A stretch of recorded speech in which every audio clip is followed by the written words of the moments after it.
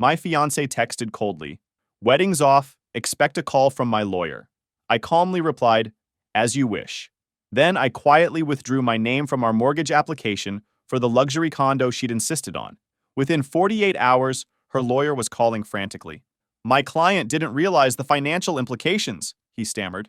That night, she showed up at my door, designer bags in hand, demanding I fix this mess immediately. Hey everyone! Before we jump into today's video, I need your help. We've noticed the channel is losing some traction, and subscribing is one of the best ways you can support us. It's quick, free, and it helps us keep bringing you awesome content. Your support means the world. Let's keep this channel growing together. Thanks so much. Now let's start the video. Hey Reddit, longtime lurker, first-time poster. Throwaway for obvious reasons, since some people involved might know my main account. This is going to be a long one, so buckle up. I've been debating whether to share this story for months, but after seeing a similar post hit the front page yesterday, I figured it might be cathartic to get this off my chest. Plus, maybe it'll help someone else recognize the red flags I missed. Fair warning, this is a wild ride from start to finish. So I guess I should start with some background. I, 31 male, work as a mechanical engineer at an aerospace company in Seattle. Pretty average guy, slightly overweight, working on it, receding hairline that I'm coming to terms with, and definitely more comfortable talking about tensile strength than fashion trends. I grew up in a middle-class family in Michigan, put myself through college with scholarships and part-time jobs, and landed a decent position right out of school. Then I met Jessica. She was 28, a marketing executive at a prestigious firm, and way out of my league looks-wise. We met at my friend Kyle's birthday party 3 years ago. She was his co-worker's plus one, and I still have no idea why she gave me her number that night. Women like her, who look like they walked off a magazine cover, don't usually go for guys like me. But we clicked. Or at least, I thought we did. The first year was amazing. She was fun, adventurous, and seemed genuinely interested in my work, even though aerospace engineering isn't exactly thrilling dinner conversation. She'd ask questions about my projects, send me supportive texts during big presentations, and even wore this dorky NASA t-shirt I bought her to bed sometimes. Looking back, there were red flags from the beginning. But love is blind, right?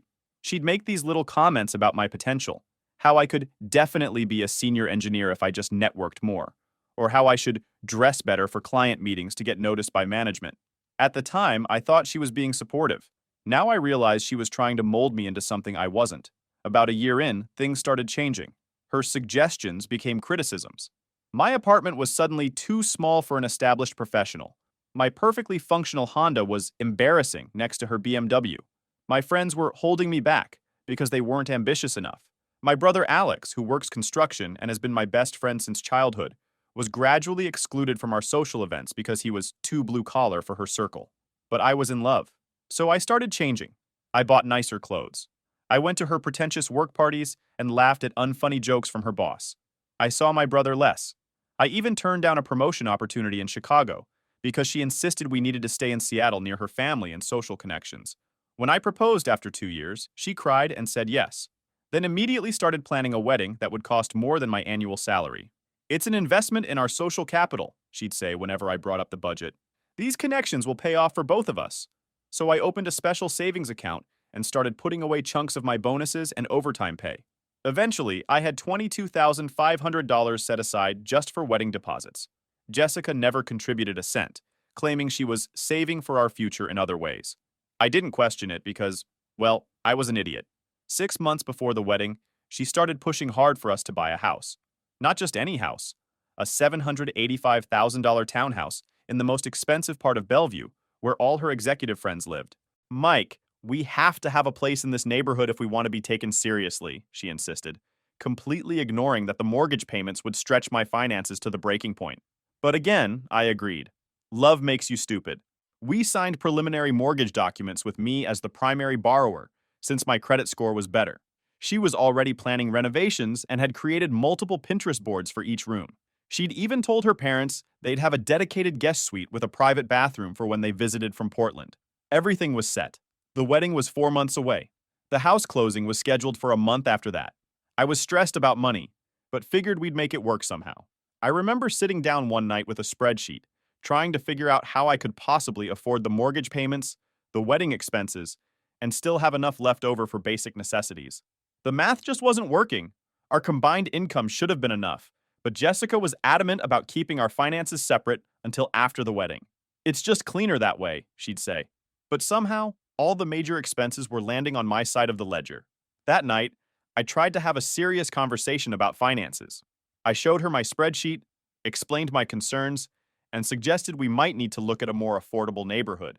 She looked at me like I'd suggested we live in a cardboard box. Mike, do you want us to be successful or not? This neighborhood isn't just about a house. It's about connections, opportunity, being surrounded by people who will elevate our careers. But we can't afford it, I insisted. Not unless you're planning to contribute significantly to the mortgage. She sighed dramatically. I told you, I'm handling the wedding vendors and honeymoon planning. Plus, after we're married, I'll be up for a major promotion that will double my salary. We just need to present the right image until then. That promotion was news to me, but it gave me hope. Maybe she was right. Maybe this short-term financial strain would pay off in the long run. So I ignored the knot in my stomach and agreed to move forward with the house plans. We spent the next few weekends attending open houses, meeting with interior designers, because apparently our furniture wasn't good enough for the new place, and going to dinner parties with her friends from the neighborhood. I felt increasingly out of place, but Jessica seemed to thrive on it all. She'd introduce me as my fiancé, the aerospace engineer, like I was some kind of status symbol rather than a person. Then came the text that changed everything. I remember the exact moment my whole life got flipped upside down. I was standing in line at QFC with a basket full of random crap. Pizza rolls, fancy scented trash bags, and some energy drinks to help me through a big project deadline. My phone buzzed, and I saw Jessica's name pop up. Didn't think nothing of it at first. Figured it was about dinner plans or more wedding venue drama that had been consuming our conversations lately. Instead, I got 8 words that felt like a punch to the gut. Wedding's off. Expect a call from my lawyer. That was it. No explanation, no emotion, not even proper punctuation, except that cold period at the end. Like I was just some business deal she decided wasn't worth her time. I just stood there frozen like an idiot. The cashier had to tell me twice it was my turn. I remember mechanically paying for my stuff, driving home in complete silence, then sitting in my apartment parking lot for like 15 minutes before I could even make myself go inside. The weirdest part? I wasn't crying or yelling. I was just quiet. The only thing I texted back was "as you wish," a Princess Bride reference she probably didn't even get. I knew what that text really meant, though. It wasn't just canceling our wedding. It was her saying, "Don't contact me. My lawyer will handle everything." I was being discarded like yesterday's garbage, and she thought she held all the cards. But she forgot something pretty damn important. As I sat there on my couch, staring at her text message, something clicked in my brain.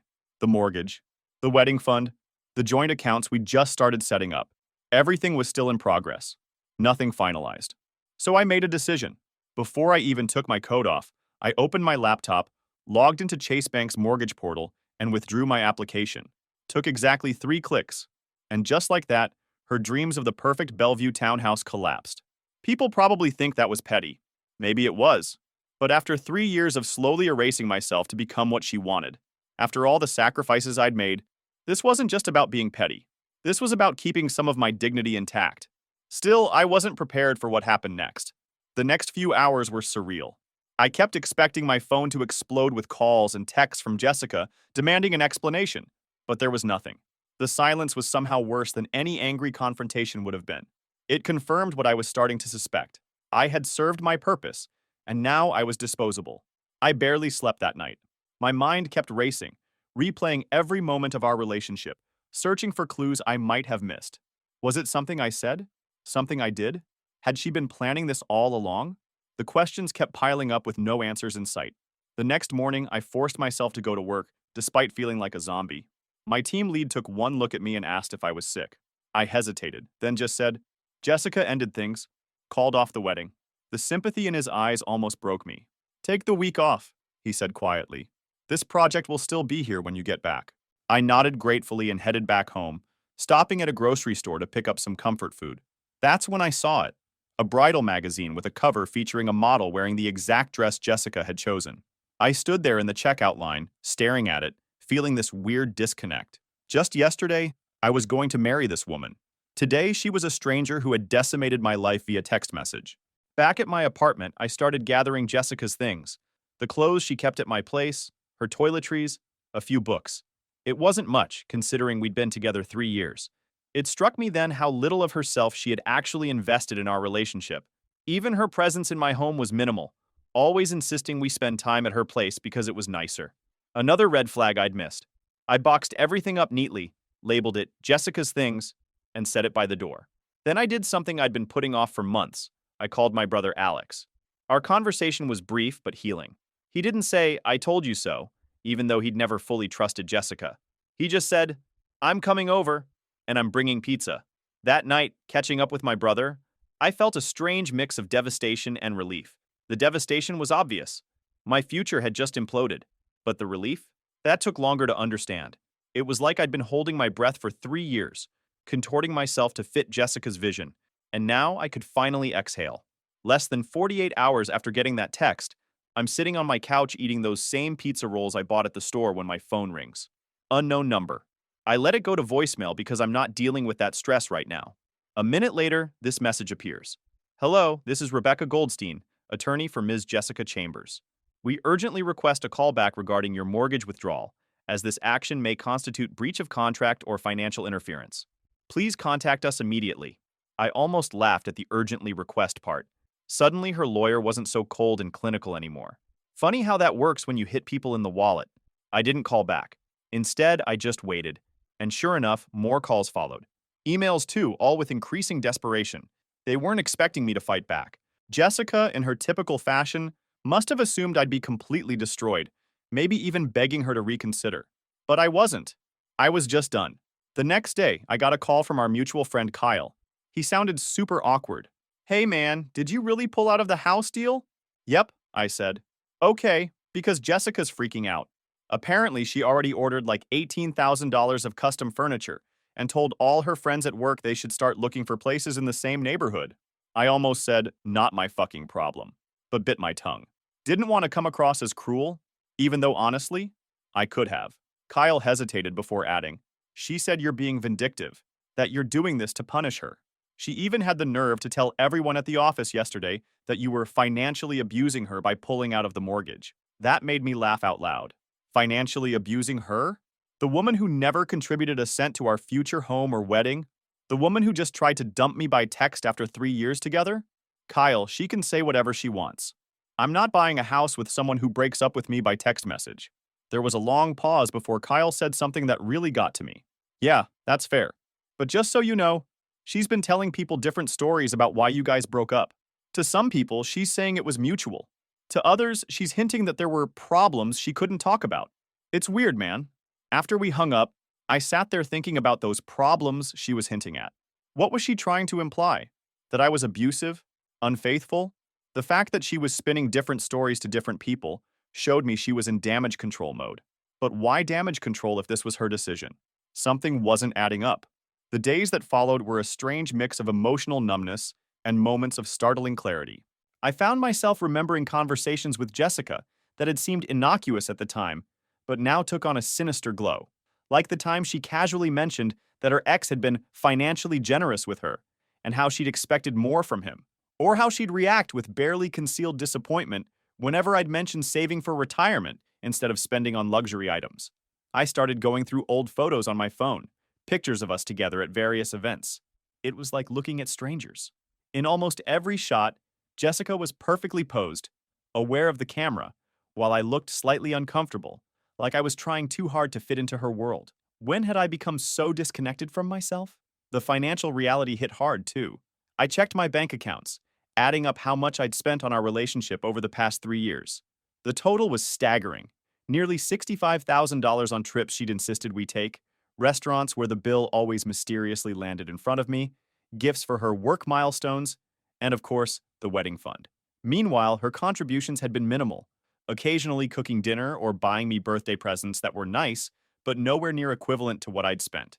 It wasn't just about the money, though. It was about the imbalance. The take and take and take with very little give. I'd been so blinded by what I thought was love that I hadn't noticed how one-sided our relationship had become. A week after the breakup text, I finally forced myself to cancel the wedding vendors. Each call was painful in its own way, explaining that the wedding was off without going into details. Most were understanding, though I lost some deposits.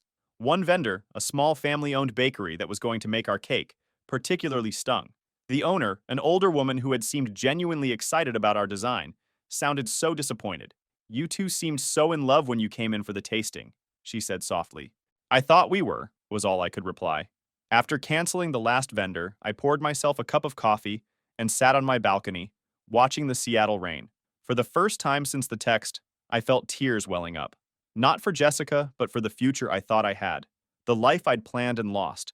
The person I'd twisted myself into becoming. But beneath the grief, something else was stirring. A quiet determination. A realization that I'd been given a chance to reclaim myself before making what would have been the biggest mistake of my life.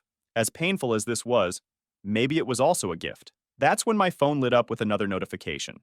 An email from the mortgage broker, confirming the withdrawal of my application. The subject line read, "Application terminated. Future options available." It felt oddly prophetic. What Jessica didn't know, what nobody knew, was that I had started noticing weird things in the weeks before her text. There were signs, looking back. Late-night work emails that she'd hide her screen for. Unexplained client dinners that seemed to run suspiciously late. The way she'd immediately lock her phone when I walked into the room. I had noticed all of it. I just didn't want to believe what it might mean. But now, with everything falling apart, I felt like I was finally seeing clearly. So instead of replying to her lawyer or trying to salvage anything, I stayed quiet. Let them panic. Let them wonder what my next move would be. And in that silence, the truth started bubbling up to the surface. 3 days after the text, there was a knock on my apartment door around 8 p.m. I wasn't expecting anyone. It was her father, Mr. Chambers. The last time I saw him was at dinner a month earlier when he gave this emotional speech about how proud he was to welcome me into their family. Now he just looked tired and embarrassed. He didn't even say hello before blurting out, "What's going on with the house?" I folded my arms and said, "I'm not buying a house with someone who tells me we're done by text and sends her lawyer to talk to me. Are you here as her representative?" His eyes darted down. "No. I'm here because she won't tell us anything straight. 1 minute she's saying the wedding's off. Next she's screaming about furniture invoices and credit pulls, and how she's going to be humiliated in front of all her coworkers at Apex Marketing. For a second, I considered telling him everything, all my suspicions, all the red flags I'd been ignoring. But I didn't. I just said, she ended it. I respected that. She can handle the consequences of her actions for once in her life. He nodded slowly, then muttered something like, "I told her not to do this," and walked off. I watched him leave, and this strange calm settled over me. But the real bombshell was about to drop. The next morning, I got a call from my brother Alex. We were always close growing up, but Jessica had successfully driven a wedge between us over the past year with her comments about him being too blue-collar and not fitting in with our new social circle. I hadn't talked to him in almost a month. "Hey, bro," he said, sounding hesitant. "I heard about what happened with Jessica from Kyle. Listen, there's something I gotta tell you that I probably should have said months ago." My heart started racing. "What is it?" There was a long pause. "Remember that renovation job I was doing at that fancy apartment complex downtown? The Cascade Heights place? Yeah? Well, I saw Jessica there, with some guy. They were going into his apartment together, looking real cozy. I didn't know what to think. Maybe it was a work thing, but the way they were touching each other? I took a picture just in case, but I wasn't sure if I should tell you. Didn't want to mess things up if I was wrong." He texted me the picture while we were still on the phone. It was definitely Jessica, wearing a dress I'd never seen, with some tall dude with perfect hair and an expensive suit. His hand was on the small of her back in a way that wasn't just friendly. The timestamp showed it was from 2 months ago. "The dude's name is Ryan," Alex said. "I asked around with some of the maintenance guys at the building. He's some hotshot investment banker. Drives an Aston Martin. Real douchebag type who brags about his watch collection. Ryan." The name clicked immediately. She'd mentioned him a few times, always as just a client from her marketing firm. Said he was difficult but important. I guess he was important, all right. After we hung up, I went into full investigation mode. I pulled up her Instagram. Most of her posts were suddenly private, first red flag, but I could still see her tagged photos. There was one from a charity gala 3 weeks back, the same weekend she claimed she was at a girls' retreat at a spa. She wasn't in the photo, but this guy Ryan was, and you could just see her arm and part of her dress in the corner. The same dress from Alex's picture. I kept digging. Checked our shared cloud photo account that we'd set up for wedding planning. In the recently deleted folder, I found several selfies of her that I'd never seen before, clearly taken in an apartment that wasn't mine. Fancy place with floor-to-ceiling windows and a view of the Space Needle. Exactly the kind of place a hotshot banker would have. The pieces were starting to fit together. The sudden complaints about my salary, the constant comparisons to her friends' husbands who were really going places, the increasing pressure to move to an expensive neighborhood we couldn't afford, the comments about how I should dress better and network more.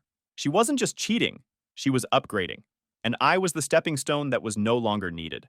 I took a day to process all this, to let the anger and hurt work through my system.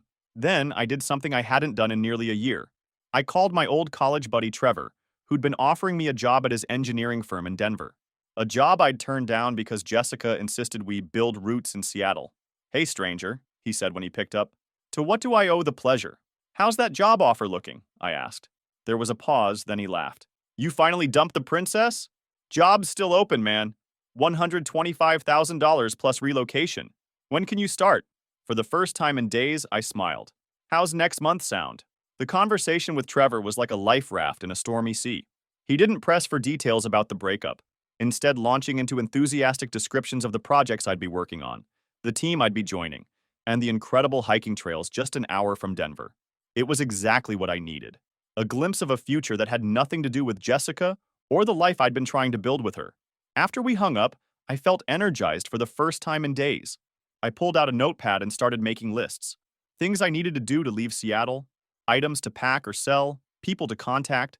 It felt good to be moving forward, to have a concrete plan that was entirely my own.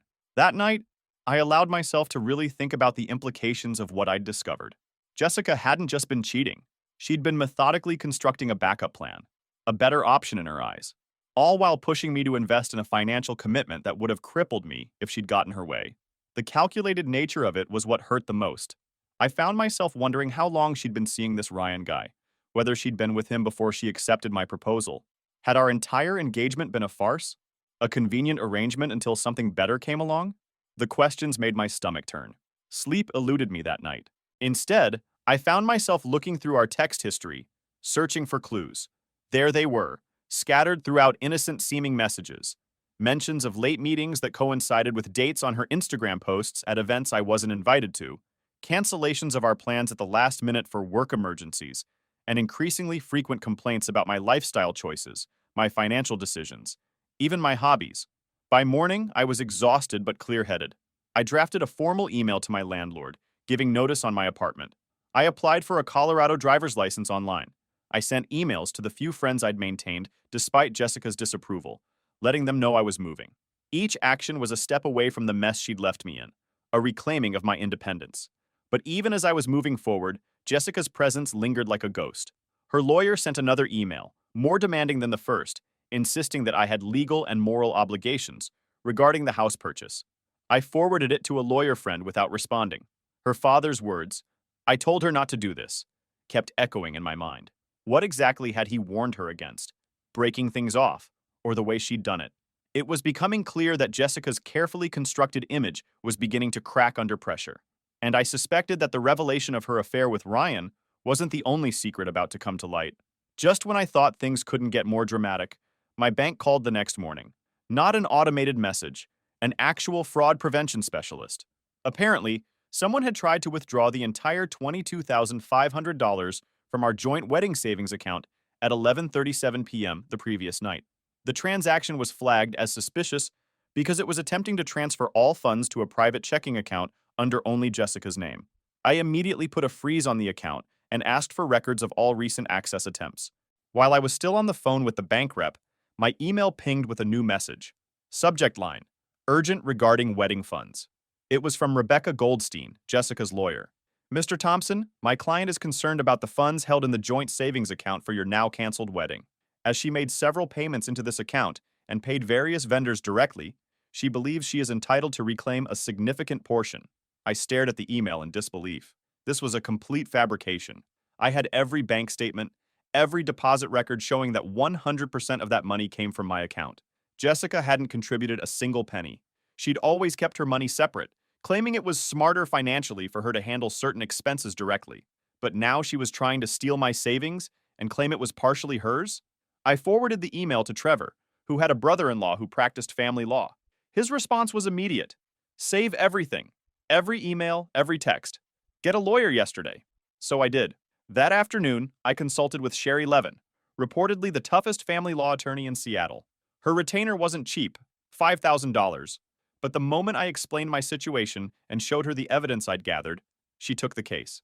Mr. Thompson, she said with a smile that reminded me of a shark, you've been remarkably restrained given the circumstances, but it's time to protect yourself. Ms. Chambers is clearly attempting to commit fraud. She drafted a formal cease and desist letter to Jessica's lawyer that same day, including all the bank records proving the money was solely mine, as well as screenshots of the attempted unauthorized withdrawal. She also advised me to completely cut contact with Jessica and let everything go through proper legal channels. That night, my phone exploded with notifications. Jessica had tried calling me 8 times in a row. When I didn't answer, she started texting. I can't believe you got a lawyer. We need to talk about this like adults. You're being irrational. Did you freeze the account? I need that money for the cancellation fees. I didn't respond to any of it. Instead, I sent everything to Sherry and blocked Jessica's number. The next morning, Kyle called again. He sounded stressed. Dude, Jessica came into the office today absolutely livid.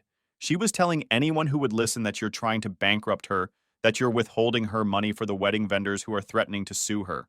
That's interesting, I replied calmly. Considering I have records showing I paid for everything and she contributed nothing. Yeah, well, there's more, Kyle said, his voice dropping. She's also telling people you were controlling, and that's why she had to end things suddenly. That you monitored her spending and isolated her from friends. My blood ran cold. She was trying to paint me as the abuser? When she was the one who had controlled every aspect of our relationship, criticized my friends, and driven away my family? Kyle, you've known me for years. Do you believe that? Of course not, he said quickly. But people at work don't know you like I do. And Jessica can be convincing when she wants to be. After we hung up, I forwarded this new information to Sherry. Her response was immediate. This changes our approach. We need witness statements from friends and family about her behavior, and we need to address these false accusations before they spread further. The next 48 hours were a blur of legal preparations.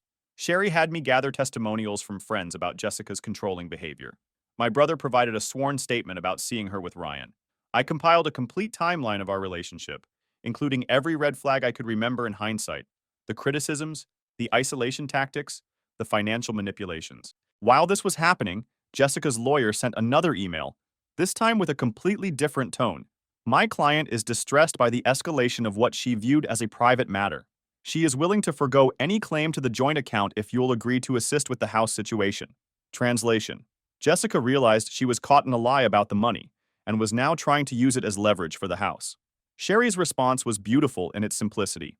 My client has documentation of Ms. Chambers' attempt to defraud him, her unauthorized attempt to access funds that were demonstrably his alone, and her subsequent defamation of his character to mutual acquaintances. We are prepared to pursue this matter to its full legal extent if necessary. There will be no negotiation regarding the house, which was never purchased, nor any funds, which belong solely to my client. That's when things really exploded. I spent that evening packing up more of my belongings, sorting through years of accumulated stuff, and deciding what was worth taking to Denver. The process was oddly therapeutic, evaluating each item, asking myself if it truly brought value to my life, or if it was just something I'd acquired to please Jessica. The expensive watch she'd insisted I needed for client meetings, selling it, the pretentious art books I'd never actually read, donation pile, my beloved collection of sci-fi novels that Jessica had banished to a closet because they were childish, definitely coming with me to Denver. As I worked, my phone continued to vibrate with messages from unknown numbers. Friends of Jessica's, I assumed, trying to guilt me into responding. I ignored them all. Sherry had been clear. No contact except through legal channels. Around midnight, exhausted but satisfied with the progress I'd made, I checked my email one last time before bed. There was a message from an address I didn't recognize, with the subject line, "You should know the truth about Jessica."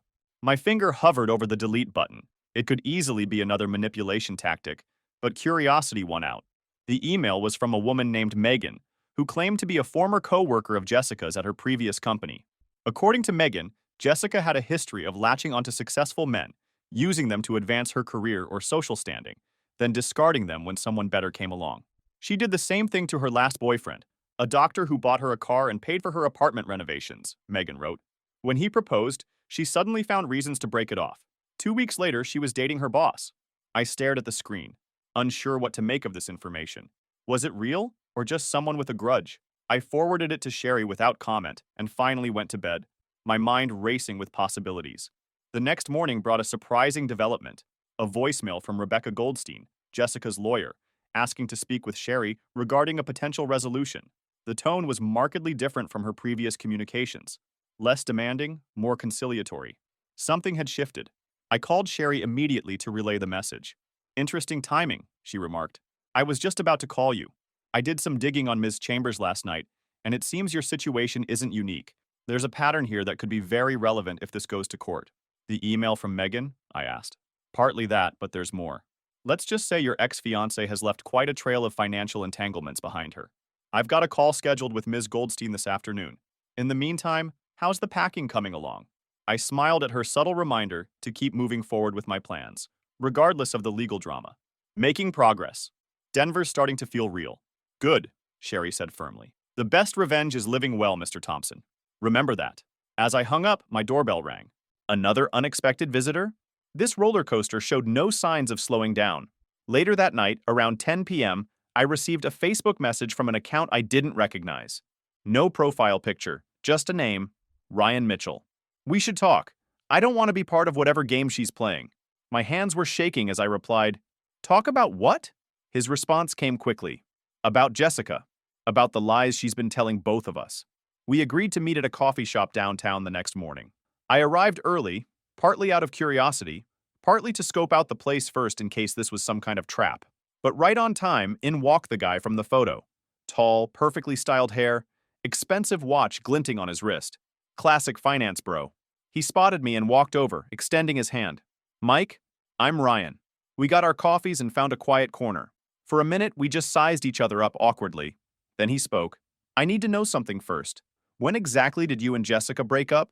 4 days ago. She texted me saying the wedding was off. He looked genuinely surprised.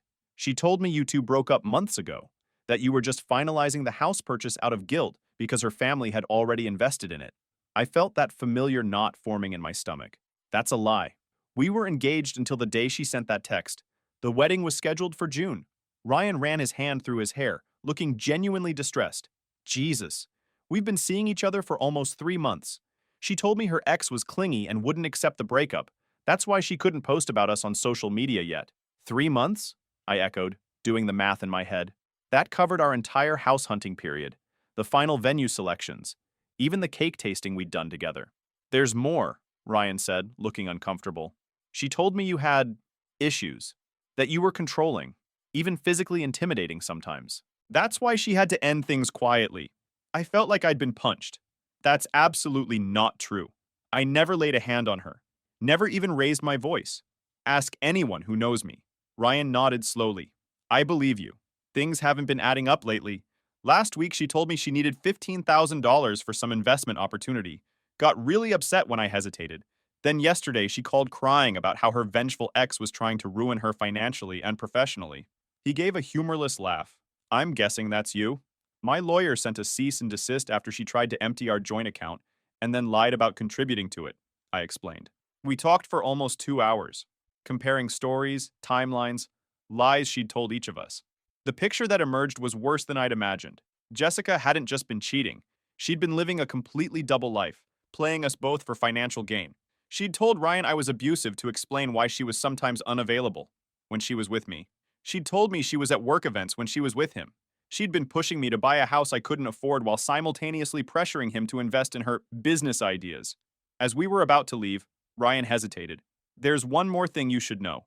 Last month she started talking about being pregnant. My blood ran cold. Pregnant? Yeah, but when I started asking questions about doctor's appointments and timelines, she backtracked, said it was too early to tell for sure. I thought it was strange. I thanked him for meeting me, for being honest. As we stood to leave, he looked me in the eye and said something I'll never forget.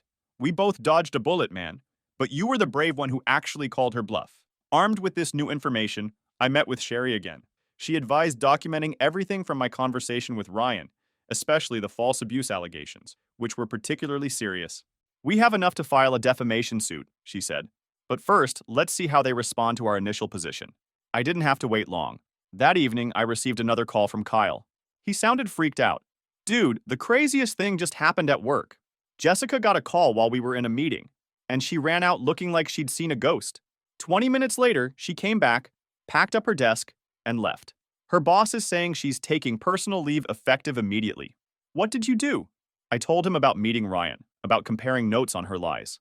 Kyle was stunned into silence. Holy shit. So the guy actually contacted you? That's... wow. There's more, I said, and explained about the pregnancy claims, the abuse allegations, all of it. Damn, Kyle whispered. I knew she could be manipulative, but this is next level. The next morning, my phone rang with an unknown number. Against my better judgment, I answered. Mike? It's Rebecca Goldstein, Jessica's attorney. I need to speak with you directly. I immediately replied that all communication should go through my lawyer, but she cut me off. I'm no longer representing Ms. Chambers. I resigned from her case this morning after discovering my client provided materially false information. I cannot and will not be party to fraud or defamation. I was speechless. Her own lawyer had dropped her. Later that day, I received an email from Jessica's work address. The subject line simply read, "Please." Against Sherry's advice, I opened it. Mike, I know I've made terrible mistakes. I'm seeing a therapist now and taking medication for my issues. I never meant for things to go this far. Ryan told me you two met. I know how it looks, but it wasn't like that. I was confused and scared about our future. Please don't file any lawsuits. My parents are devastated. My job is on the line. I'll do anything to make this right. I didn't respond. Instead, I forwarded it to Sherry with the note. I think she's finally realizing actions have consequences. The final communication came a week later. Not from Jessica, but from her father. He asked if we could meet at a small park near my apartment. Against my better judgment, I agreed. Mr. Chambers looked like he'd aged a decade in 2 weeks. The confident businessman was gone, replaced by a worried father with dark circles under his eyes. Mike, he began, his voice rough, I owe you an apology. A big one. Jessica, she's not well. She's been diagnosed with some serious issues. That's not an excuse for what she did to you, but I want you to know that the person you thought you knew, in many ways, she wasn't real. He explained that Jessica had been struggling with mental health issues since college, but had always refused treatment. The perfect image she projected was a facade that required increasing effort to maintain. We've convinced her to enter a residential treatment program, he said. It's the only way forward. But before she left, she asked me to give you this. He handed me a sealed envelope. Inside was a cashier's check for $22,500, the exact amount of the wedding fund, along with a handwritten note that simply said, I'm sorry for the pain I caused. You deserved better. We parted with an awkward handshake that turned into a brief hug. As he walked away, he turned back once. By the way, congratulations on the job in Denver. Fresh start sounds like exactly what you need.